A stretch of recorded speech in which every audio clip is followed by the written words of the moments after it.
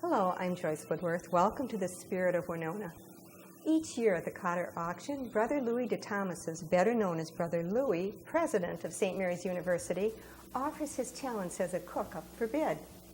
Brother Louis is truly a gourmet cook, and with him comes a fabulous dinner for 8. He's invited us to join him today as he prepares this gourmet delight for the lucky bidders. Hi, Brother Louis. Welcome to the Spirit of Winona again. I'm delighted to have this opportunity to share my recipes with all your viewers. Oh, we're very happy to have you. Well, thank you. But I would like to start out by making sure that any amateur chef or beginner cook or really accomplished chef, there are 4 first primary things that have to be understood, okay? Okay. Let's do that. 1. First thing any cook or chef must do, wash your hands. Make sure your hands are clean. You cannot cook unless you have a hat on. And this is much preferable, a chef's hat from Italy, as you can see. Beautiful. The Italians know how to make hats very, very well, especially for heads that have a lot of hair like I do, so that you don't see it messed up, okay? And then third, you gotta have an apron. My apron is from France. Le bistrot, right? But the 4th thing, which is the most important, and I, along with my co-chef, and he's a surprise co-chef because he comes from France, every chef in the world has to understand this. The 4th principle, do not, when you are cooking, do not dehydrate.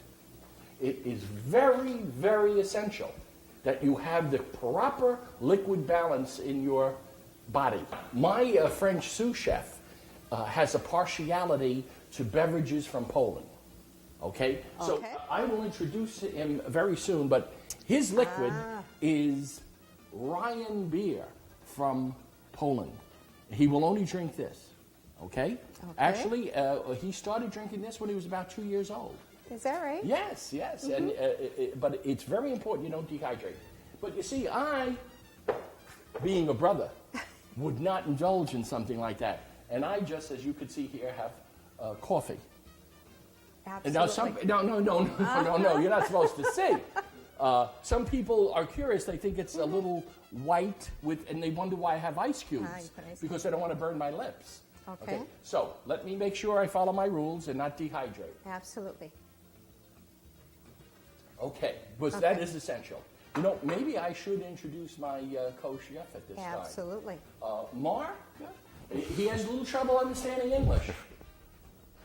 Mark Merklowitz. Merklowitz, you might think, is not a French name. Do you know Joyce? Merci. But Mark is from northern France, because Merklowitz is a name from northern France.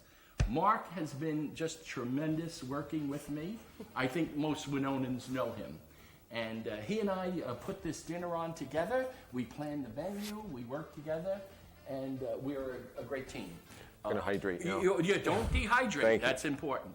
Now, I understand that you might be a president disguised as a cook, or a cook disguised as a president. What is it? Well, actually, I'm often mistaken, as you know, for Brad Pitt. That's true. I'm often mistaken. And he's often mistaken for Grandfather Munster. And now I'm understanding that we're going to make all dietary food tonight? This is all absolutely guaranteed Weight Watchers style, approved by South Beach Diet.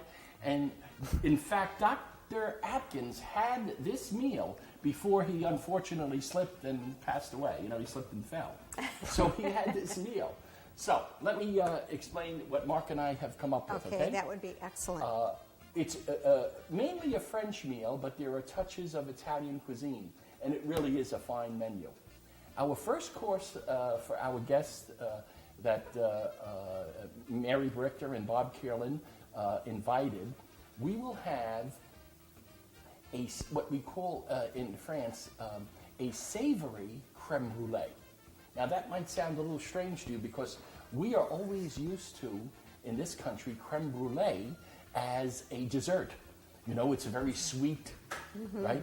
But in France, they love the texture and the flavors of a custard-like meal. But what is important is that the sweetness does not come through because it's not a dessert. And we have started to prepare our what we call a duxelle, which is a combination of leeks, butter, bacon, and fresh crab meat.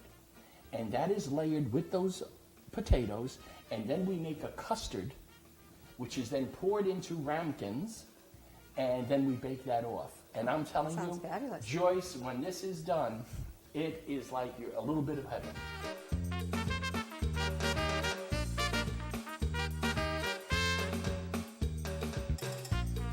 What we do is saute the bacon with some butter and some leeks, chopped very finely.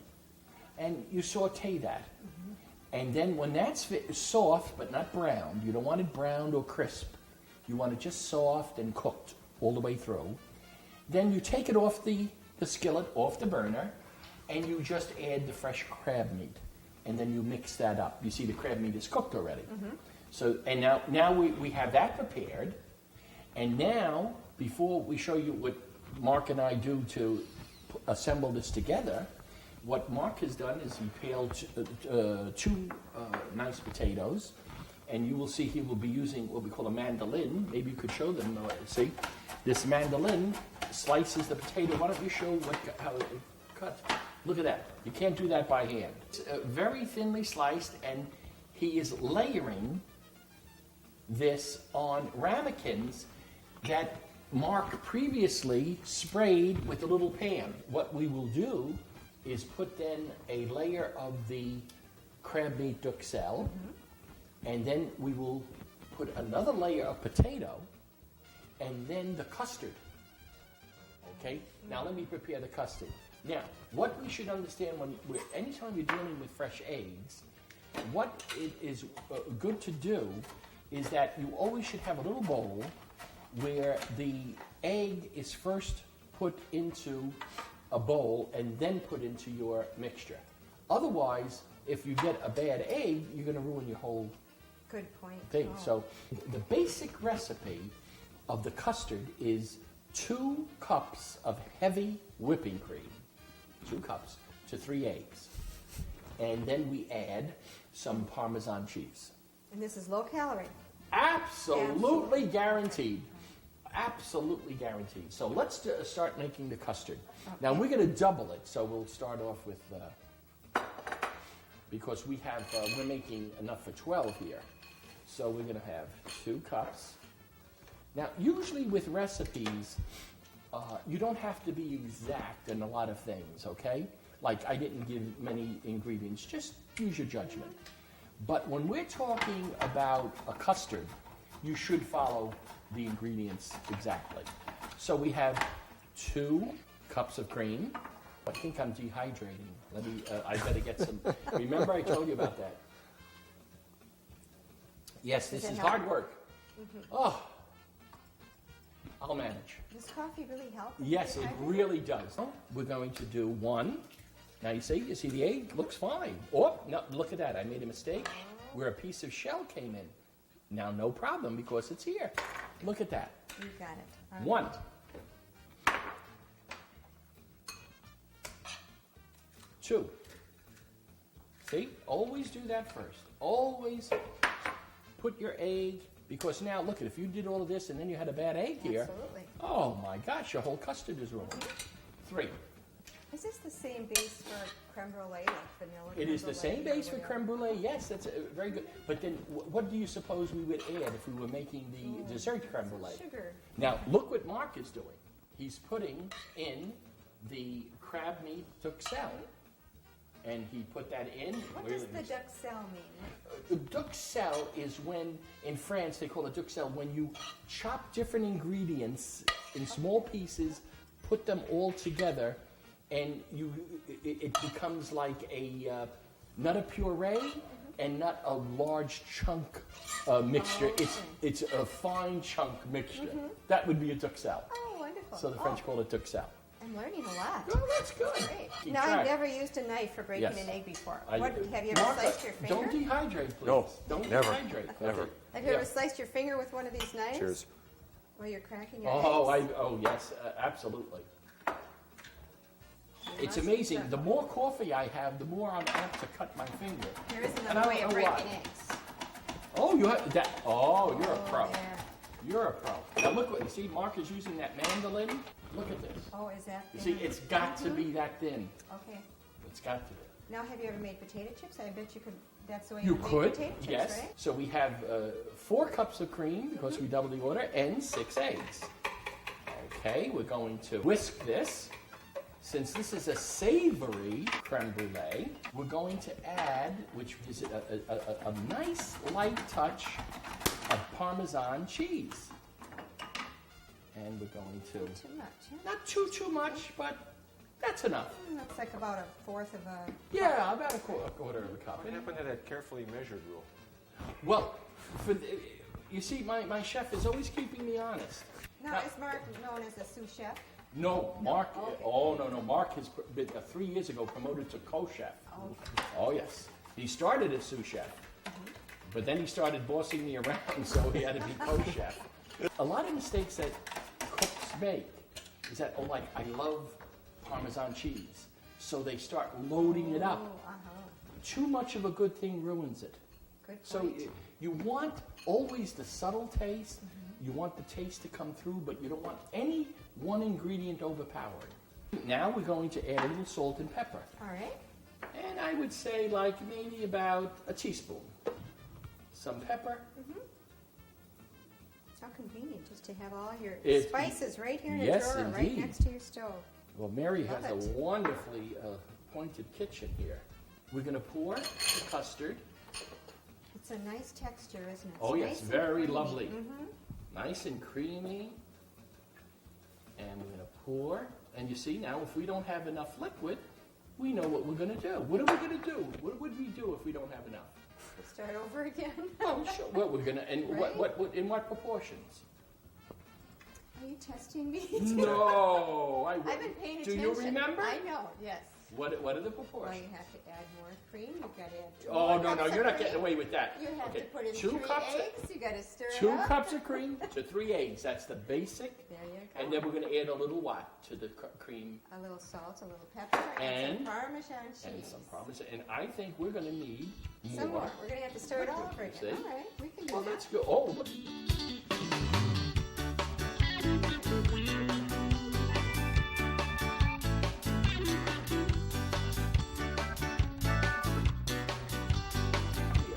Oh, no, it's still not going to be enough. Oh my God, Mark, we're in trouble.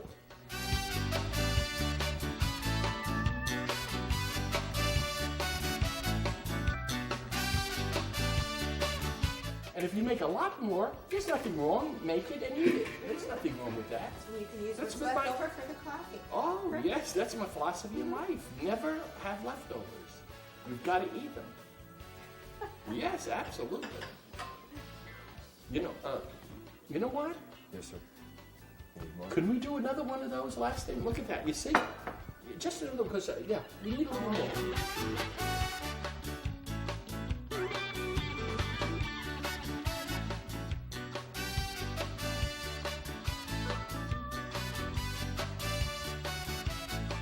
Mary Brichter and Bob Kierland have some guests who are all on strict diets as I am. So I guarantee that to Mary and Bob that this will be all low-cal. Now, here's really the important thing. Here we have a custard, and a custard is very delicate. If you just put these in the oven, they would be ruined. Yes, it would be ruined. What we want is a water bath. So what we will do is put water about a quarter of the way into a pan. And then, without the ramekins, you put the water in the pan in the oven, and you get the water very hot. When you're ready to cook, you then put the ramekins into the water, and the ramekins are in the water, and then you bake these off for 30 to 40 minutes at 375.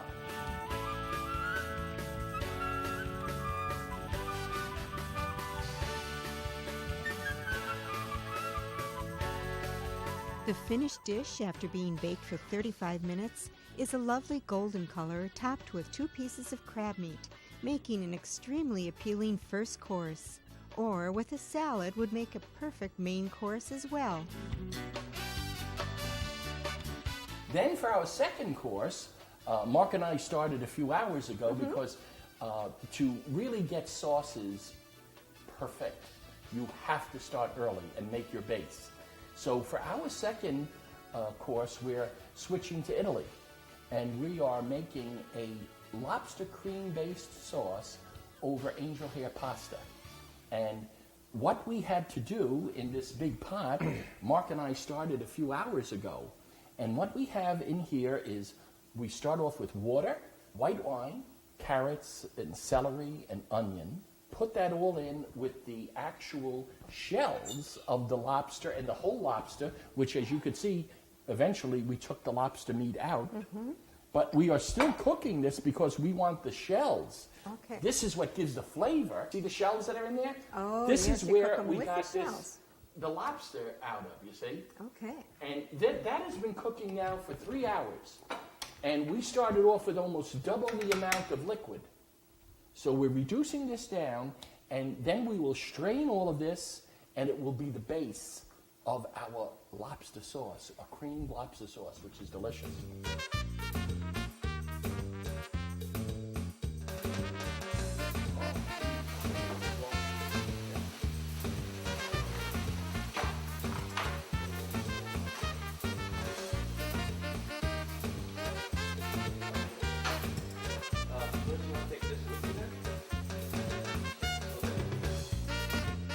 Remember that huge pot? This is what it's down to. Now we're going to finish off the sauce.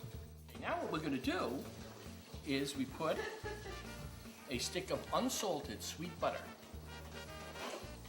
Very important. Do not use salted butter. And we're going to whisk this, the sweet butter, unsalted, in. And what that does is give it magnificent flavor and starts thickening it. And now, our co-chef is going to put some cream in here. And this is going to make a magnificent sauce. I think that should do it. Carefully measured, once again. Carefully. See, it's not, for things like this, it's not essential. You have to just use your judgment and you taste. So, we got this. Now we're going to taste. Wow! This is going to go on the pasta. It'll get thicker. Mm-hmm. Ooh, That's delicious. yummy. That's all done with the lobster and all. And now I'm going to chop up a lobster and put it in here. Well, what we're going to kind of do is use the ender pieces Yeah. and throw those in the stock, and then the bigger slices will heat up, and then you'll have pasta, sauce, and a lobster medallion on top. So you have a big chunk of lobster to sink your teeth into. The second course of this fabulous dinner made a beautiful serving. The lobster medallion was set in a bed of angel hair pasta, soaking in the creamy, delicious lobster sauce.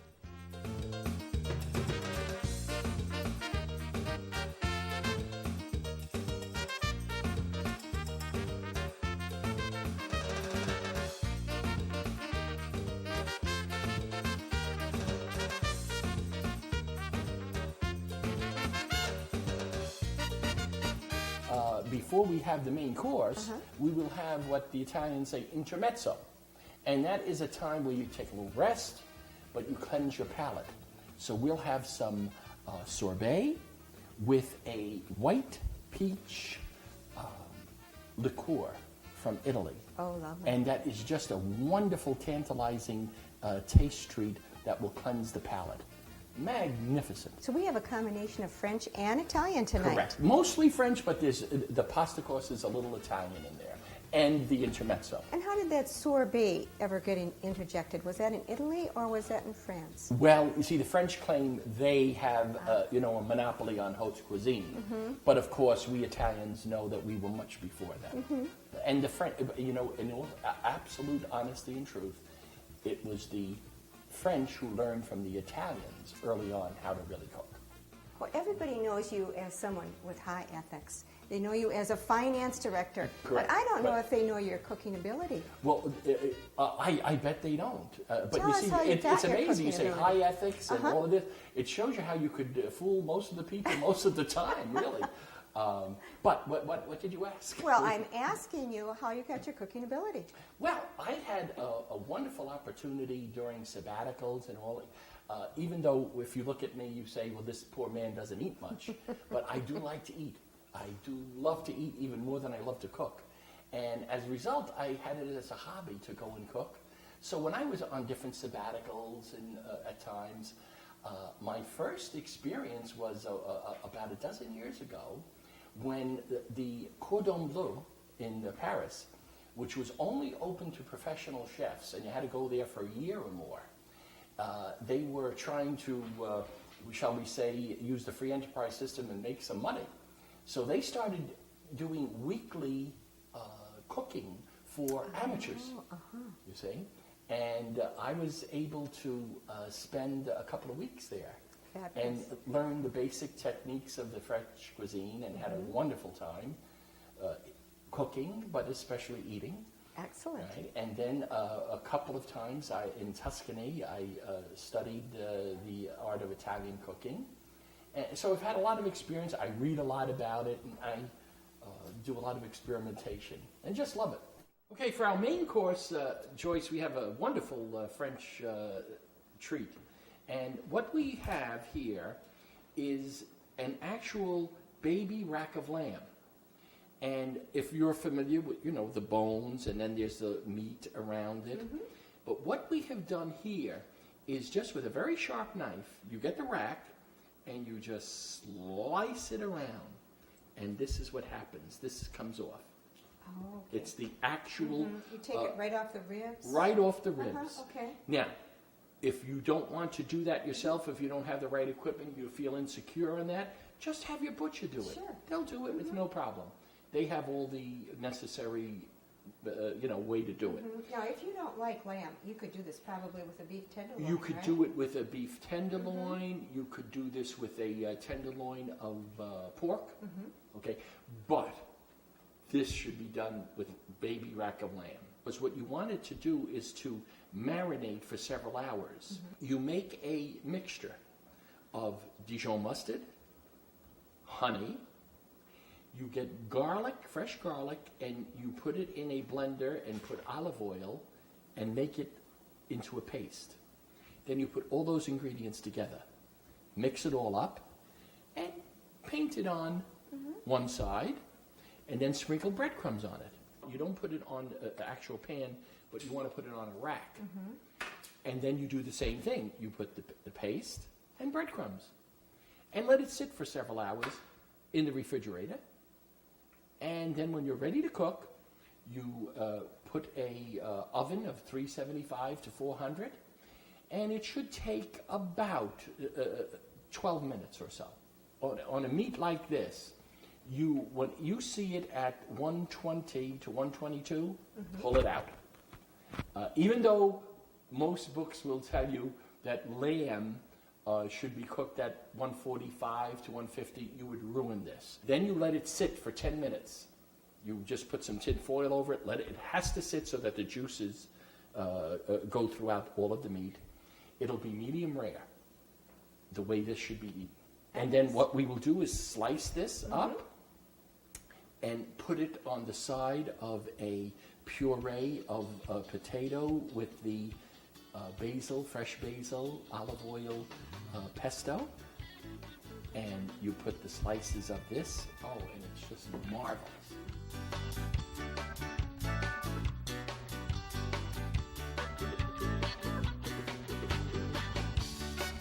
The sliced lamb is served on a bed of mashed potatoes, along with peas with fresh mint and 2 roasted cremini mushrooms for garnish. Brother Louis adds a special gourmet touch to the fresh mashed potatoes. And it's a wonderful way to give mashed potatoes a nice flavor, especially with the lamb. Yeah, it's easy. Fresh basil Chop and this. olive oil, salt and pepper in a blender. And that's it. So it gives color to the mashed potatoes and taste. Oh gosh, that's beautiful. And you make the mashed potatoes just like you make mashed potatoes.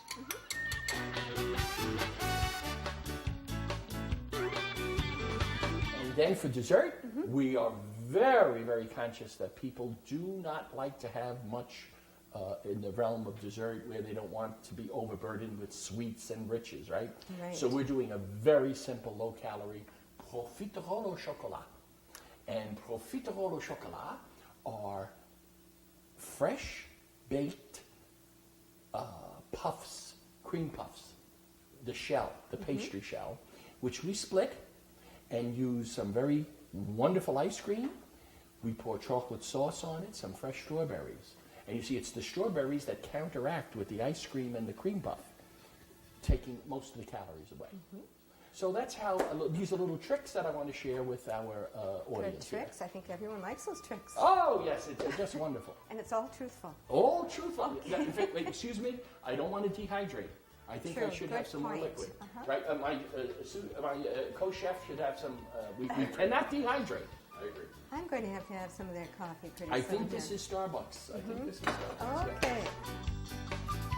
Okay, so Gonna this roll was it. a very extravagant kind of a meal. You know, it takes a lot of steps to make it.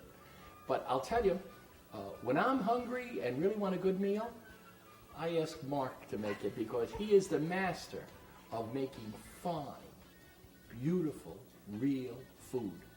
That he has the techniques that I don't have. Tell me what your favorite thing to cook is. Well, my favorite thing to cook is usually some sort of a pasta or shellfish. I like that. Okay, so we're having your But favorite today. The best kind of seafood I've ever had is Mark's recipe with the, what do you call those beautiful sunfish?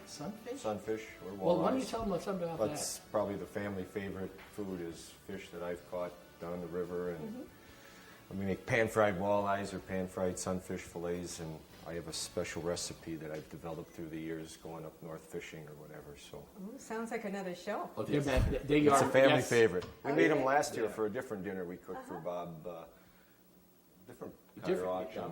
donation. They thing, were. so It was magnificent. it was good. And Louis was my co-executive chef on that particular occasion. Well, I want to thank both of you gentlemen for sharing your recipes and all your expertise. This has been fun.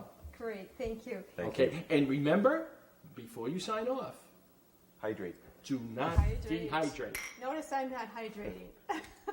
Bon appetit. Thank you so much for joining us today. Please join me again next week. Till then, enjoy the Spirit of Winona.